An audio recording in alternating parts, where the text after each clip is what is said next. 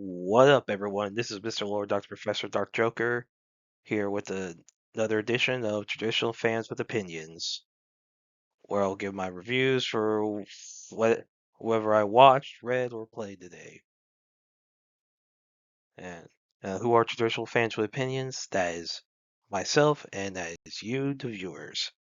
With all that being said, on with the reviews. My Hero Academia Vigilantes Season 2, Episode 8. So in this episode, this is like the last one of the Aizawa like flashback. So this flashback was supposed to be, I believe, it was supposed to be in the main series due to the obviously the whole deal about Shirakumo being Kurogiri, but for some reason they put in the Vigilante spinoff. Yeah. So anyway, yeah. So basically, you know, so what happens is that Shirakumo and Eraserhead are they're basically like they're called in to fight this villain named Garvey. Who looks like he basically a giant frog like thing. And so yeah, and there's the whole thing where Shirokuma tells Eraser that he'd be a good teacher or something, but Eraser's like no. Of course, this is all foreshadowing for him becoming the a teacher at UA. And so you see, and Garvey starts to time it. Basically, there's like a bunch of prior murder convictions for that villain, and so basically, like right before that, they're called in. Shirokuma given like a ride to some like kids on like his cloud, or whatever. And so, yeah, and then they're told he Midnight calls him to evacuate everyone. So and there's debris from Garvey's attack that almost hits this basically. So yeah, so like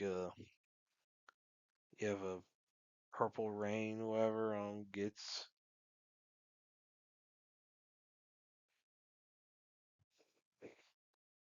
his purple highness where like gets like he gets attacked, like he gets knocked out. Like debris from the attack like almost hits the kids, but Shirakawa uses this cloud quirk to block it, but the debris falls on him. And Razorhead is basically by himself. There's no backup around. And he has to deal with the kids. He hears Shirakawa's voice telling him to you know, not give up, keep fighting. So with that encouragement, he uses the racer quirk in order to help, attack Garvey. And then after it, everyone's recovering. His purple highness is being loaded to the ambulance, whatever. Racer asks where Shirakuma's at, and everyone else is like they're like in tears, like about to cry, and like he's like no no no he's like no, I heard him through the speaker. And you had, Sensoji, whatever, like who was like kind of the bully guy. He was like, it can't be that. Like it's like if that was the case, he would be speaking through that speaker with the last. But basically, the speaker was busted. He's like, maybe you heard. He's like, maybe you heard Shirakuma's voice in order to pump yourself up in order to fight the villain. Apparently, that happens in battle. And like Razorhead is just in shock, basically realizing that that Shirakuma's dead. Then you have, the rest of his school year, his time in school. Basically, he's obviously doing very well as far as grades go. And you have Eraserhead wanting to basically be a solo hero and like just like capture villains, basically be a bounty hunter, a legal bounty hunter, not like some like crook, whatever. And like his teacher was in shock that he's like, Eraser, he's like, hey, that's just the kind of teacher I want, the kind of hero I want to be. Then you have it back to the present where the parents, so like obviously those little, like the monsters were who like Eraserhead knows, basically start taking care of the cat that Crawler that that Koichi was holding. And it reminds Racerhead of like the cat that he and his friends were trying to take care of. And he notices that the sun's out. So yeah, I thought it was a really good episode. Obviously, Eraserhead's a great character, great hero. That like basically anyone who's watched or read the original series knows how great of a character he is and why he was the way he is like. And yeah, so this was a great episode. This was definitely what like if you read the manga for Vigilantes, these chapters were amongst the better chapters. I mean, it's overall good series, but these were like amongst the better chapters, like that flashback. And then in the show's been amongst the better episodes. I mean, because of how great Eraserhead is. But yeah, I thought this was a really good episode. Looking forward to the next one. Going Kamui, season 5, episode 8. So in this episode, it's primarily focused on like two flashbacks. One with about Sugimoto. So it reveals that the why he's helping the that Ume girl. Basically, he was into Ume, like basically childhood friend of hers. Growing up, he was gonna he was in a relationship with her. He was gonna marry her, but due to his family having all tuberculosis, he told her to wait 2 years if he's still alive, that for them to get married.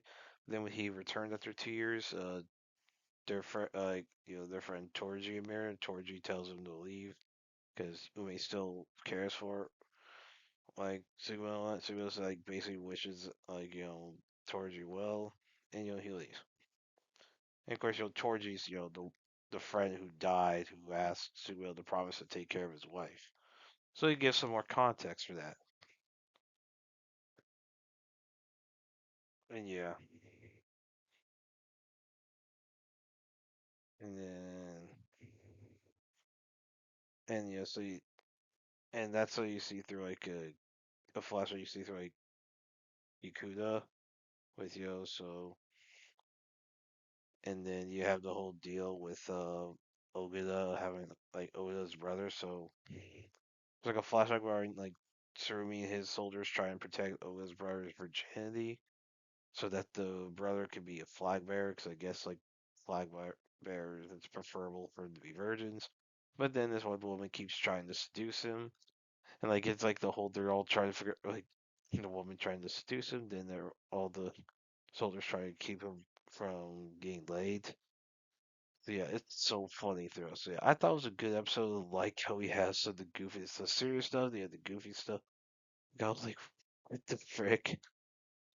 But yeah, I thought it was a really good episode. Looking forward to the next one. Primal season 3, episode 7. So in this episode, Fane and her offspring and Jabu take Mira back to the village, and so basically, I guess whatever survivors are there. So the doctor confirms that Mira and her baby are safe. Now Spear arrives as a zombie, and like all the villagers chase him out, and Spear tries to sneak back in during a thunderstorm to check on Mira, but he's stopped by Fane. And Spear flees again, and he's chased by the villagers. And Spear falls into a swamp, and Mira wakes up the next day, learns about what happened, and Mira heads off into the jungle to find Spear. So Spear goes through this waterfall and he learns about him being a zombie through the water's reflections, and he starts hallucinating all the stuff that's happened. And yeah, and Mira's trying to find him, but they lose his trail around the waterfall, and Mira He is sad about that. Spear ends up in some volcanic region, and he starts remembering the Argentinosaurus, his death. And when he's there, he sees various like spheres with skulls on them, and finds like this dweller in the volcano. And yeah, so that should be interesting to see what happens next. But yeah, I thought it was a good episode. Obviously, you have villagers reacting to Spear, like his appearance, and Spear realizing what it is. So he's gradually gaining like more self awareness about what's going on. But yeah, I thought this was a good episode. Looking forward to the next one. The Night of the Seven Kingdoms, Season 1, Episode 6, and full season.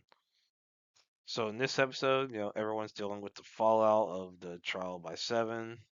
Lionel Baratheon invites Dunk to, serve under him at Storm's End. Dunk believes he's gonna bring bad luck, but Lyle says, "Hey, if you join me, I'll love you like a brother. If you don't, I'll hate you like a brother." And so Baylor's body is cremated at his funeral because he's a Targaryen. And Dunk talks with Valar, who's Baelor's son, and that's whose armor Baelor was using. And Valar asks why Baelor was killed, but Dunk was spared. And Dunk was wondering the same thing because when he talks to Lionel, Lionel says, Baelor didn't risk anything. He was fighting against Kingsguard who were sworn to serve him, so he wasn't really risking anything. And he's like, the gods don't favor frauds. And so you get a perspective. Lionel does not like Baratheons. That was so. If the show makes it far enough, Lionel's opinion of the Targaryens will play a role because Lionel. So Robert Baratheon in the main show. He's not the first Baratheon to rebel against the Targaryens. Like he's not. Lionel does it before him. Like years after this season of Nine Seven Kingdoms takes place. Like years later. Like I mean, yeah. So basically, Makar has a talk with him. So Makar tells Dunk that Arion's gonna be in the Free Cities for a little bit to, I guess, atone for his actions. And he mentioned, they both are also sad about Baylor being dead. And Makar says that Baylor would have been a good king, which is true. Baylor would have he probably would have been the best king since King Jaehaerys the first. And Makar asked Dunk to live in Summerhall to train Egg, because Egg wants to be a squire, but only is willing to to be a squire for Dunk. Dunk declines because he says he's done with princes. Egg overhears it, and there's like a flashback where Dunk asks Arlen why he was never knighted, but he doesn't receive an answer. So the scene it doesn't explicitly say, but it heavily implies that Dunk was never officially knighted, which would cause some problems, like the trial by combat, and yeah. So and Darren tells Dunk that he should mentor Egg to prevent him from being like the rest, like so Egg, like basically Egg, like with Arion being a total prick, who obviously later names has a son named Magor, which that's important in regards to how Egg becomes king. And Darren being a drunk, Darren wants Dunk to mentor Egg so that Egg doesn't become like them. And Egg takes a knife to Arion's room to kill him, but Makar calms him down.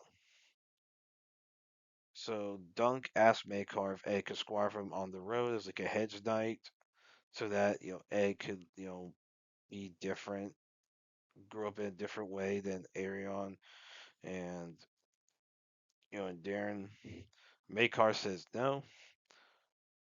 So Raymond, Fosway buys Sweetfoot for Dunk, and but Dunk basically gives Sweetfoot to Raymond. Now, one thing about Raymond is that he's basically kicked out of House Fosway, so he basically forms like a branch house with like the green apple sigil instead of like the red apple sigil, and he marries a whore. He marries a prostitute. And apparently in the internet, like a lot of people are simping over that whore, which means she's good at her job. I mean, let's be real. Who's gonna have? I mean, it's just a fact. I mean, who would?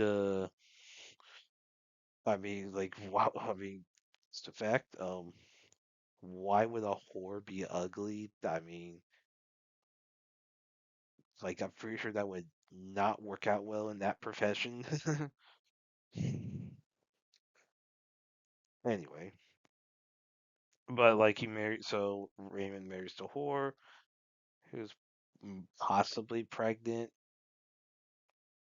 It's hard to say exactly, like, because there could be some problems from this, but yeah. So Dung starts to leave Ashford. Egg arrives, saying that Makar allowed him to go with him, so they leave Ashford together. And Egg suggests that they go to Dorne, which sets up, the season two, which is adapting the Sworn Sword. So now in the end, Makar's trying to find Egg, not knowing where he's at. So it's real that Egg did not get permission. He went off on his own. Now, ironically, Egg going off his own, like so going with Dunk, even without permission, will actually help Egg because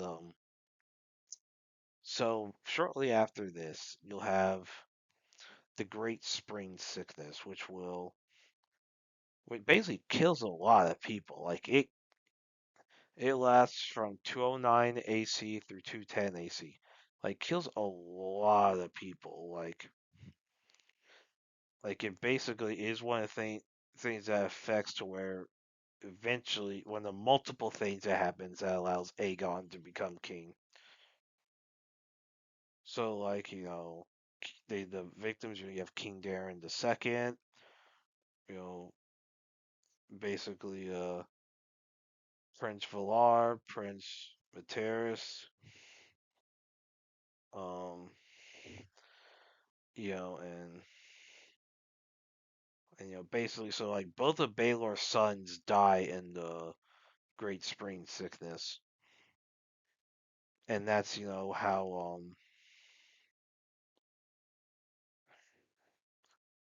and that's a big deal because that's one of the things that allows Aerys the First to become the house. Now Aerys the First, different than Mad King Aerys, a different Aerys.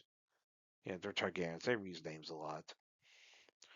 And of course, that allows Britton Rivers, aka Blood Raven, aka the Three-Eyed Raven, who might have been involved in the events because there was a instance of a crow of the sound of a crow, and you have the theories of Blood Raven warging into Makar and having him basically killing Baelor. That's like a theory that's been out for a while. It's plausible. If it's revealed, it would not be till like more when like Aegon is like when Egg is like more heavily involved with King's Landing and all that. So yeah, so because you have all the stuff with the Blackfire rebellions, like obviously season three will deal with the second Blackfire rebellion, and the third one would be after if we get to that. But yeah, so yeah, I thought this was a pretty good episode. There are concerns like with Aegon doing going with Dunk without permission that could cause problems down the road. Now, when that could be dealt with, like as far as like with the repercussions, we don't, that would probably, I don't know if that would be next season. It could be maybe like flashbacks or something, because there will probably be a lot of flashbacks. Maybe season three went through flashbacks, or whatever. And like when Blood Raven gets involved, or maybe down the road, like in She Wolves of Winterfell, the Village Hero, with all the those are supposed to be the next two Duncan Egg novellas. If Martin will actually, if that lazy cocksucker George R. R. Martin would actually finish his books, like really, he's not like that. That dumb prick cannot like that fat lazy prick cannot finish his freaking books. Anyway, so yeah, I thought it was a really good season. For the next one, I think season two is supposed to be next year. Yeah, it's actually releasing pretty quick. That's probably due to the fact these are pretty small stories. Like there's no dragons until maybe until we get to Summer Hall. Like until Tragedy of Summer Hall, there's not gonna be any dragons. And even at Summer Hall, like dragons are gonna be maybe like one episode. If we get to Summer Hall. I honestly don't know if we'll get past the third book because there's nothing written yet. Now, what difference is between this show and the main show, like original Game of Thrones show? So with the Tales of Dunkin' Egg, with the World of Ice and Fire, Fire and Blood, all the different Blood Fire, all the different like in universe like history books and stuff. There's more info about you know the the exploits of Aegon the Fifth and Sir Duncan the Tall. There are more information compared to, let's say, the main show, like with Winds of Winter, Dream of Spring, and all that. So, obviously the writers, the people making Knights Seven Kingdoms have more of a blueprint to work with than Weiss and Benioff had with Game of Thrones. So they could easier work, go beyond like the third of it. Now, She Was a Winterfell. We don't know. There's not really. All we know is that they went to the wall. That Dunk and Egg go to the wall at some point. That's all we know. We don't know what happened. It probably involves like the widows of various Starks. Like that thing that's believed to be involved with it. But we don't know what the wall entail, like what entail, like what happens at the wall. Like we don't know. And like village heroes like the Riverlands, who knows what that is. I mean, I personally think Village Hero is going to be the third Blackfire Rebellion because Aegon is actually involved in that Blackfire Rebellion. So is Aegon. So I mean, I think that Blackfire Rebellions that would be the Village Hero because it takes place all across across Westeros. So I think like basically that will just be like Dunk and Egg doing their stuff against the Blackfire Pretender there. Then you have of course it's gonna be interesting what happens because there's a Henry Cavill playing someone. A lot of stuff said a lot. Some people believe it's Damon Blackfire the first. I don't know if why would you use Henry Cavill for that because it would just be flashbacks because Damon Blackfire the first dies in the first Blackfire rebellion.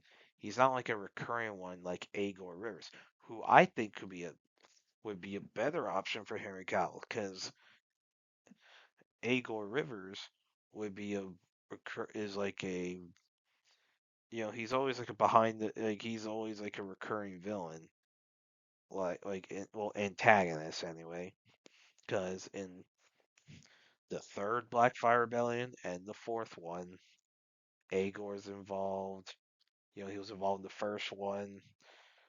Basically you can't take the second Blackfire Pretender. Aegor didn't take that one seriously enough in order to help out. And like so Aegor Rivers, like Bitter Steel, whose mother was a Bracken, and Blood Raven's mother was a Blackwood, which makes their dynamic very interesting because the Blackwoods and the Brackens. But yeah, I really like this episode. Really like this season. It so far at the time of recording this, it is the best show of the year. I don't think it will stay that way. I do think One Piece, like the anime with Elbaf, will definitely top it, and there'll probably be some others that may top it. But right now, Nine Seven Kingdoms is the best show of the year, and I'm really looking forward to season two. And that's it. Did, did y'all like the stuff I reviewed? And if you have your own opinions about all that, you can put all that in the comments. Thank you for watching, and like, subscribe, and all that. And look forward to the next video.